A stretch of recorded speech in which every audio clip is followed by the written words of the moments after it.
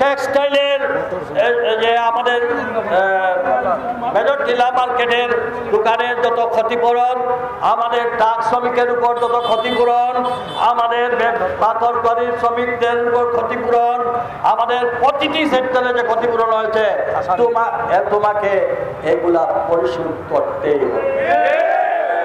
আজকে শুধু বলে গেলাম 5 তারিখের পরে কিন্তু তুমি জেলা প্রশাসকের সঙ্গে আর কোনো আলোচনার বৈঠক হবে না।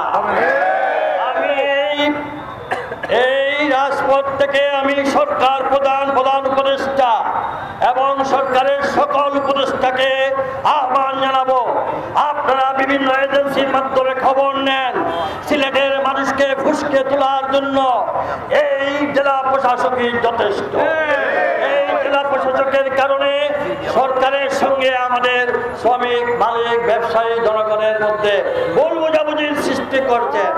আপনার কোন অবস্থাতেই আমরা সরকারের বিরুদ্ধে নই, আমরা আপনার ব্যক্তিগতভাবে আপনার সিলেট বিদ্বেষী মনোভাবের বিরুদ্ধে। আমরা মনে করি জেলা প্রশাসক উনি চাচ্ছে যে এই ধরনের একটা গণ্ডগোল সৃষ্টি করে কোনো না কোনো দলের ফায়দা হাসিল করার সুযোগ করে।